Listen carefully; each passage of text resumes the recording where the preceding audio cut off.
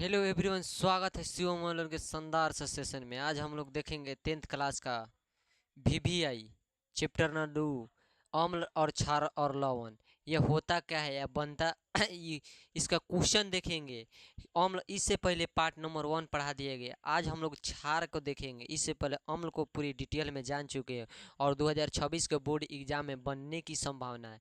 इसको देख लीजिएगा। इसके बाद क्वेश्चन बैंक का पूरा ऑब्जेक्टिव करा जाए, कहीं से छूटने की संभावना नहीं रह जाएगा। देखिए, अम्ल और क्षार लवण होता क्या है पहले ये देखेंगे। पूरी अगर देख लेंगे तो कहीं से एक भी छूटने का। चैप्टर कितना है?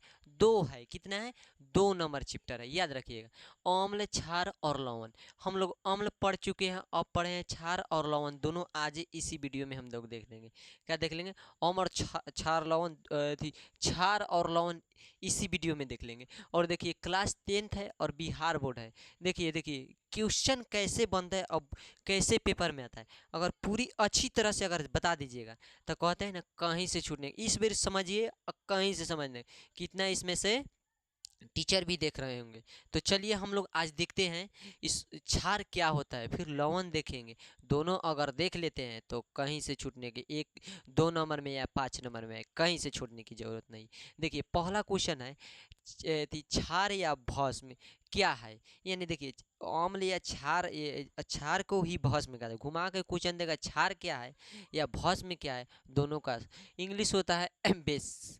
देखिए, क्षार बेस होता है। देखिए, 2026 की MVVI 2026 में आने की संभावना है। कितने नंबर में आएगा देखिएगा। यह 2 नंबर में आ सकता है। कितने नंबर में?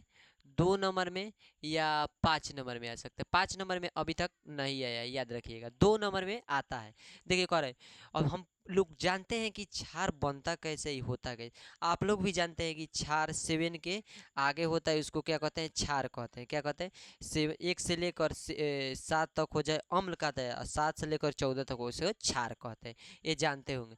देखिए, कह रहा है कथी, वे पदार्थ जो जलीय विलयन में हाइड्रोजन आयन देते हैं और स्वाद में कड़वे होते हैं और लाल लिटमस पेपर को नीला कर देते हैं, उन्हें क्षार कहते हैं।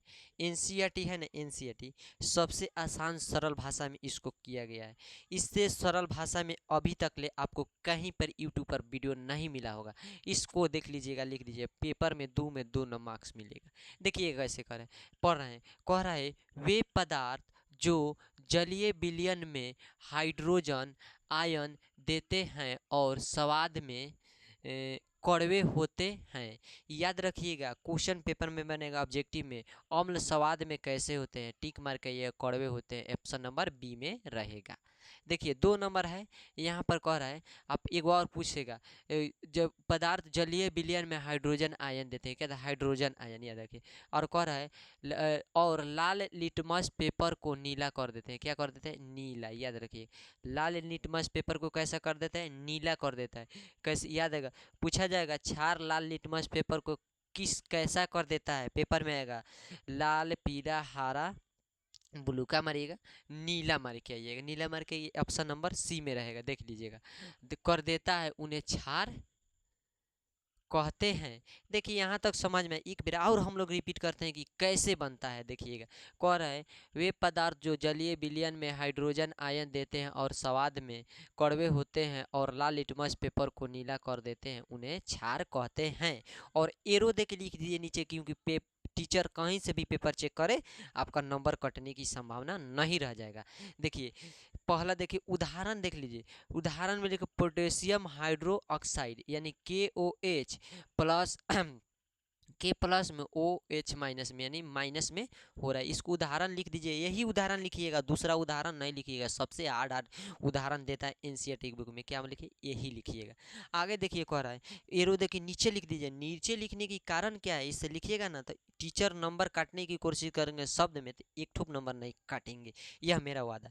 देखिए, कह रहा है, क्षार जलीय विलयन में OH आयन देते हैं। यह टॉपिक दे के लिख दिए, इसी का है। क्या है? क्षार जलीय विलयन में OH माइनस आयन देते हैं। यहाँ पर हाईलाइटर कर दीजिए, आयन देते हैं।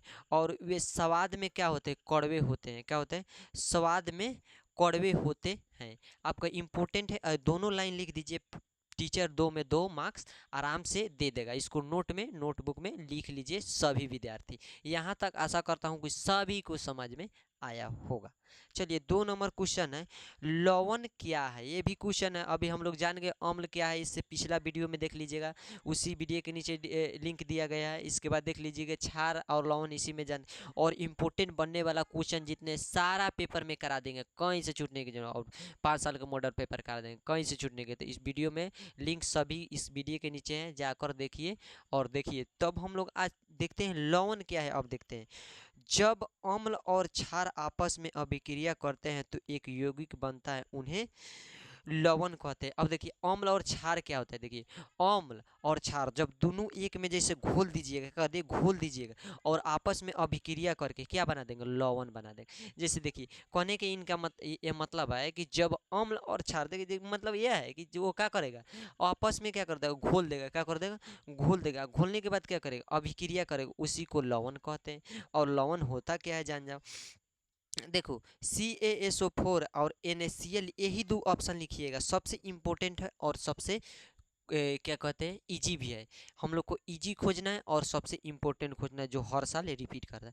तो कहिएगा, देखिए पूछेगा अम्ल के क्या पूछेगा, लवण क्या है, तो कहिएगा अम्ल और क्षार आपस में अभिक्रिया कर देते हैं सर, और करने के बाद क्या करते हैं, दोनों एक जगह घुल जाते हैं और एक यौगिक बन जाता है, और उसी यौगिक के हम लोग क्या कहते हैं, तो लवण कहते हैं। जैसे कहीं NaCl के उसके बाद क्या कहिएगा, CaSO4 कह दिएगा, दोनों कह दिएगा, आपको टीचर जी कहीं से नंबर। फिर नीचे एरो दे के लिख दीजिएगा इम्पोर्टेंट है और बनने की पेपर में संभावना, ज़्यादा ताम झाम की नहीं चलेंगे हम लोग। देखिए कह रहा है कथी, देखिए वहाँ पर लिख दे, और देखिए लवण ठोस अवस्था में होते हैं। अगर लवण कैसा अवस्था में होते हैं, ठोस अवस्था में होते हैं, इंपॉर्टेंट है और बनेगा पेपर में।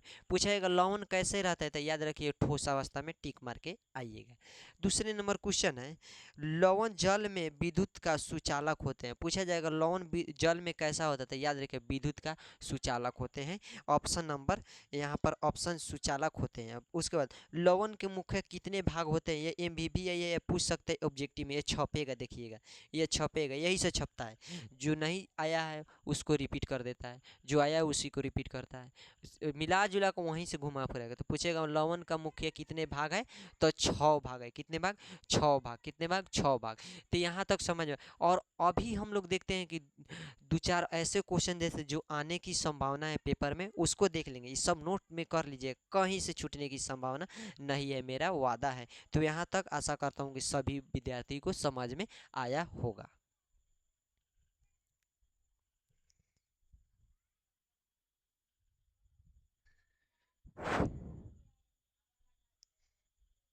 हाँ, और उसके बाद देखिए क्या पूछता सा है, ये भी इम्पोर्टेंट है। क्या भी, ये भी इम्पोर्टेंट है, इसको भी कर लीजिएगा। अम्ल क्षार से इतने इस चैप्टर से कर लीजिएगा वन शॉट में, कहीं से छूटने की संभावना है, देख लीजिए मेरा वादा है। देखिए क्या कर रहा है, कह रहा है गंधीय सूचक क्या है, ये इम्पोर्टेंट है, बनने की संभावना है। बहुत सारे टीचर को क्या गया है, गेस किया गया है कि 2026 में गंधीय सूचक आने की संभावना है। क्या है, गंधीय सूचक आने की संभावना है। कह रहा है कथी, जिन पदार्थ के गंध अम्लीय या क्षारीय माध्यम से बदल जाते हैं उन्हें गंधीय सूचक कहते हैं।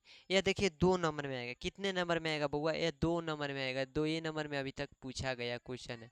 कह रहा है कथी, कि जिन पदार्थ के गंध गंध गंध अम्लीय या क्षारीय माध्यम से बदल जाते हैं उसे गंधीय, यानी अम्लीय हो और क्षारीय और दोनों से मिलकर बदल जाते हैं, उसी को गंधीय सूचक कहते हैं। इंपॉर्टेंट है, एक बार देखिए, 2 बार रटिए, नोट्स बनाकर समझ में आ जाएगा। यहाँ तक ये भी इम्पोर्टेंट है, इसको भी कर लीजिए। आकर द्विधर्मी ऑक्साइड क्या है, उसी को उभयधर्मी भी कहते हैं। उदाहरण भी देना है, और 2026 में ये भी पूछने की संभावना है, इसीलिए इसको करा दिए हैं।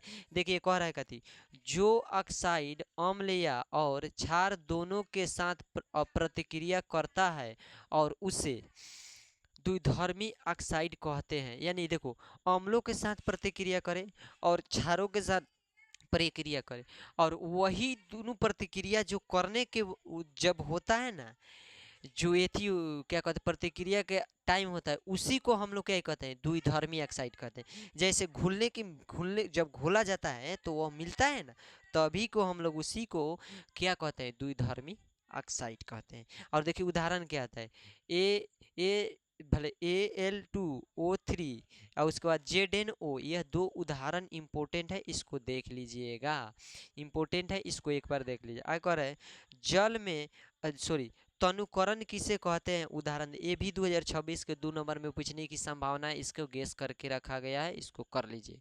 देखिए कह रहा है यदि जल में अम्ल या क्षार मिलने से आयन की सांद्रता प्रति इकाई में कमी हो जाती है, उन्हें तनुकरण कहते हैं। देखिए कह रहा है जल में अम्ल या क्षारक मिलने से आयन की सांद्रता प्रति इकाई में कमी हो जाती है, उसे तनुकरण कहते हैं। यानी जल में जब अम्ल और क्षारक मिलाएंगे और उसमें प्रति इकाई में क्या हो कमी आ जाएगा, उसी को तनुकरण कहेंगे। समझ में आएगा?